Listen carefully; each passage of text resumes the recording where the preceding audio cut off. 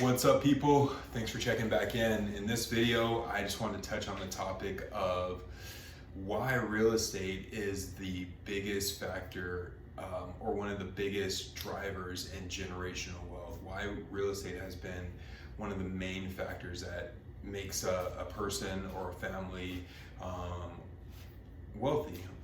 Why is real estate the main method that people use to pass on wealth and how it happens? And why for certain groups it didn't happen as much as others, creating certain imbalances in wealth in our society. So real quick, I just want to touch on this topic just so, spread some information and hopefully it'll help create some value for you. But it's pretty basic, right? When you buy a piece of property, you are buying something that is unique. Depending on where you buy at, whether you're in a metropolitan area, you're in the country, there's going to be certain value brought, because of where you're at. And that is going to drive your property value, up at a certain rate, or keep it, fairly level at a certain rate. But either way, no matter if you have property value jumping through the roof or it's slowly increasing, for the most part, you've seen property value continue to increase. I don't think there's really any place in the country where it's done the opposite. It's, if you were to look at a long-term scale, all property value has probably gone up in the country, unless you're just in some desolated area that population has moved away from that area, it's been left to run down, and no one's really looking at that as a viable living space. Then, that would be the one-off scenario. Everything else pretty much continue to go up. So what happens is in a scenario where, let's just say, in 1975, right? Someone purchased a property for $100,000.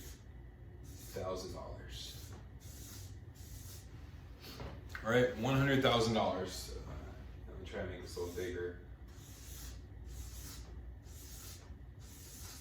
a little darker. 1975.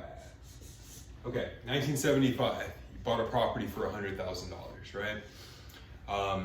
Most people are gonna get a 30-year loan, meaning that this amount that they paid for the property, maybe they put some down and maybe they have a smaller loan, but that loan will be paid off in 30 years of making that same monthly payment, right? So we're not gonna go into the math of what that payment would be, but let's just say after 30 years,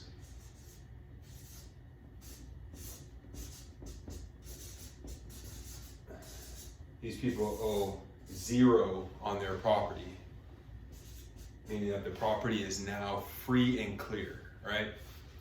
So a lot of people will buy a house, refinance, increase their loan, take cash out. So it's not always that common anymore that people will get a loan and keep it for the next 30 years. But it happens. But for simplicity purposes of understanding equity and how that grows and how it gets passed on, we'll keep it very simple. This person gets their loan in 1975, they pay it off in the next 30 years, which is 2005. Oops, no dollar sign there.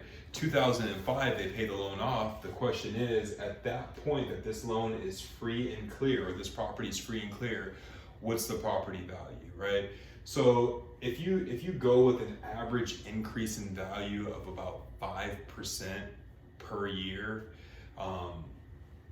and if 5% was $5,000 on 100K times 30 years, 5 times 30, that's $150,000. So let's just say with average numbers, they increase their property value by $150,000 over that 30-year period, right?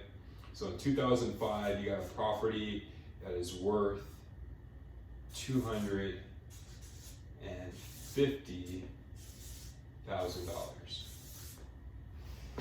right? So assuming this person never borrows against the property, or even let's say, they're like, hey, we want some additional cash out. We want to refinance and use some money to put it in the bank and take a little trip. Let's borrow $100,000 on this property. So they basically took back the original amount that they borrowed against the home and now they take out $100,000. They have a loan, and for the next 30 years, they'll continue on paying on that. So now you're looking at this person, they're in a later age of life, they're 60, 70 years old, maybe older. But at this point, let's say, 2005, they have $150,000 in equity. And now they're going to start paying down that 100K over the next 30 years. So if in 1975 they bought this property at an age of 30 years old, 30 years later they took out another loan at 60 years old. So now they owe 100K, and let's say they're going to spend the next 30 years paying that off.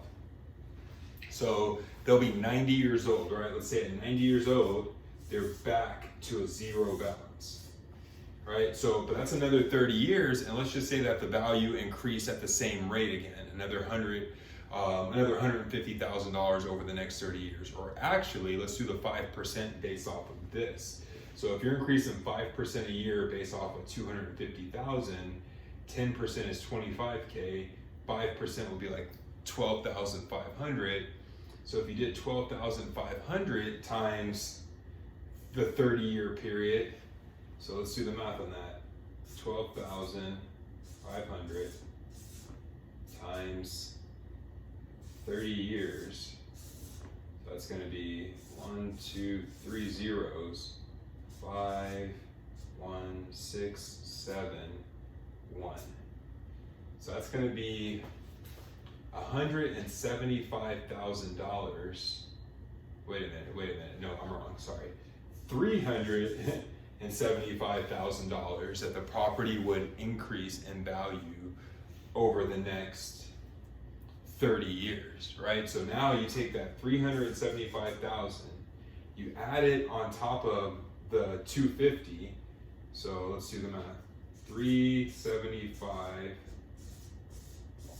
plus 250, that equals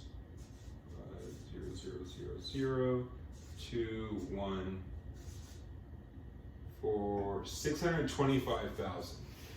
I think that even though I was just kind of going at these numbers, I think that that's pretty accurate, or I won't say accurate, but like that's a good rough estimate, a rough idea of what you would think that a property value would increase over this time frame.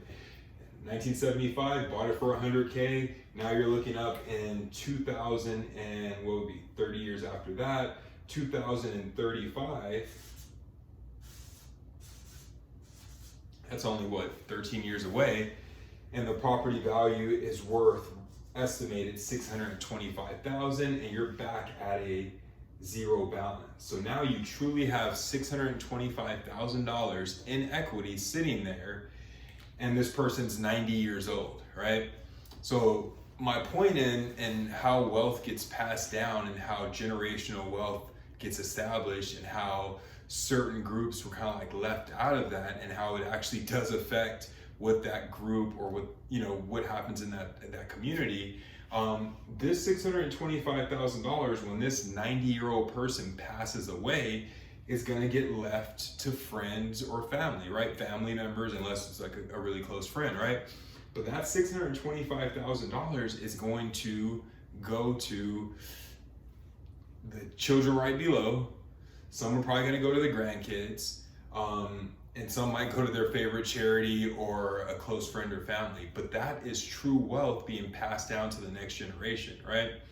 And that's a great thing. That's a great thing for those homeowners. They paid, their whole life. They built equity.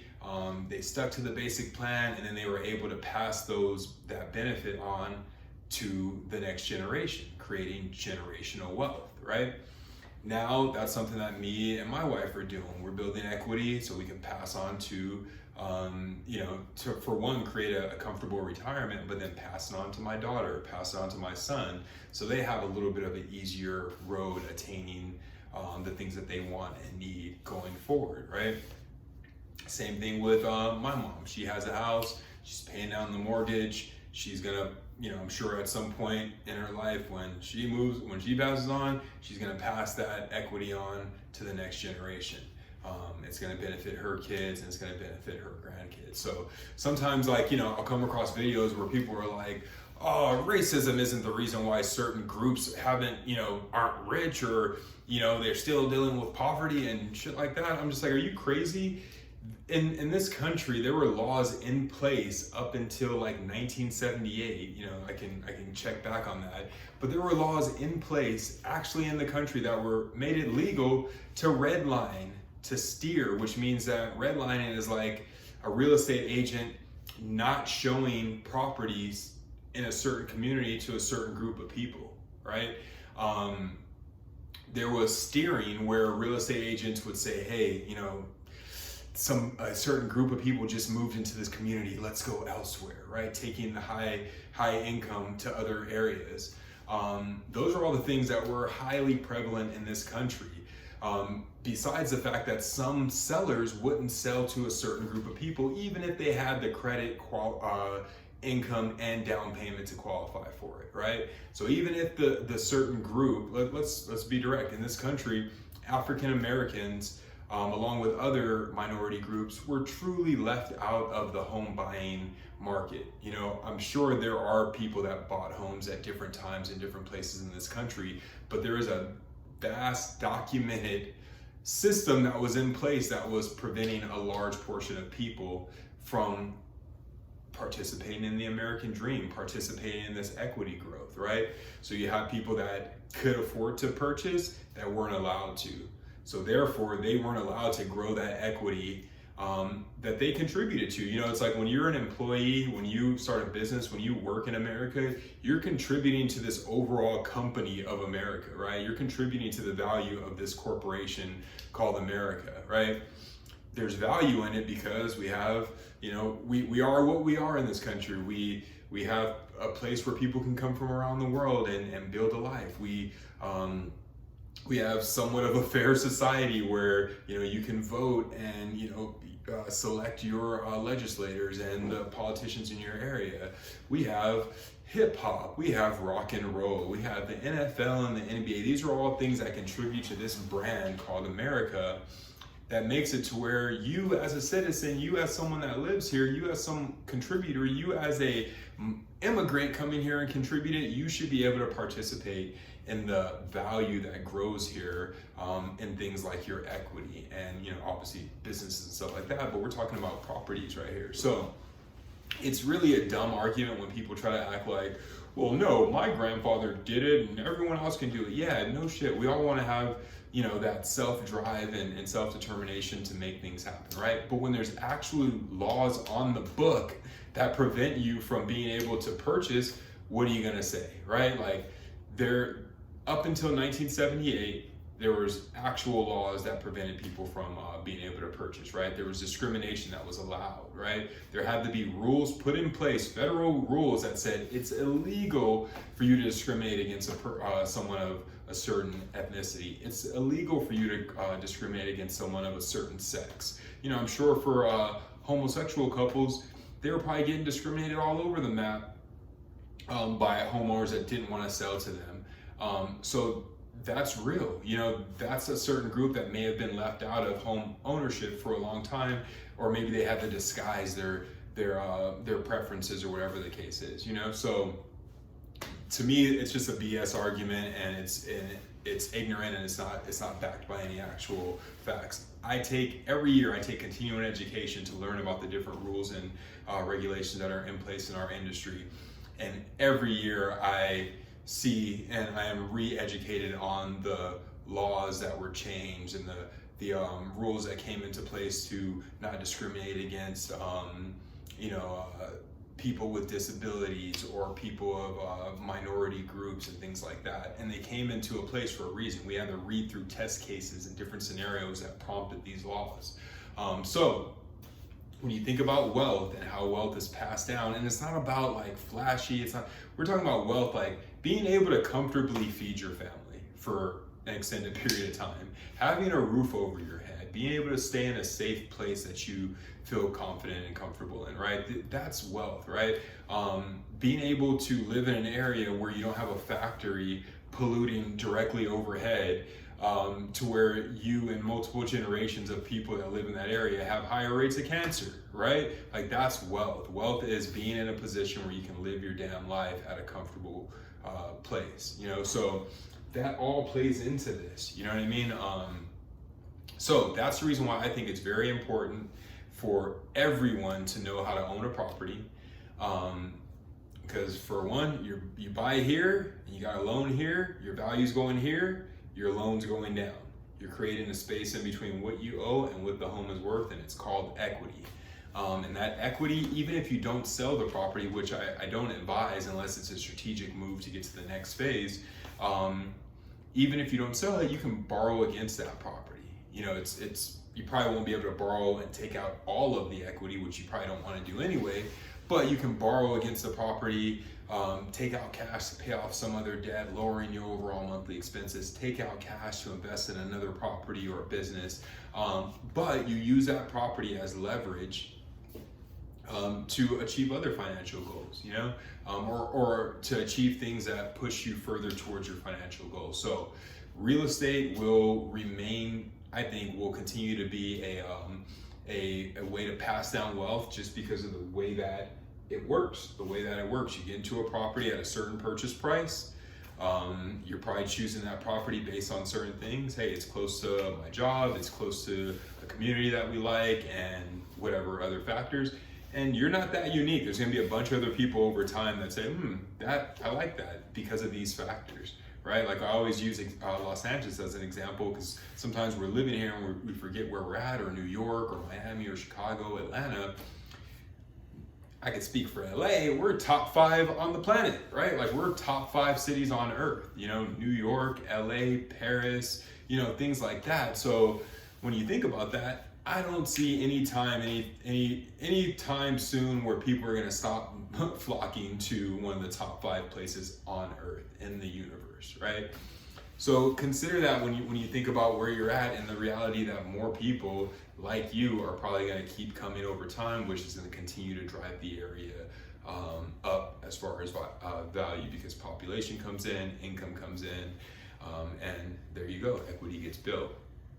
So once again, final statement on this: real estate is definitely a place where wealth is built. It's been the most popular place that wealth is built, the most common place, because it's an asset that most people get.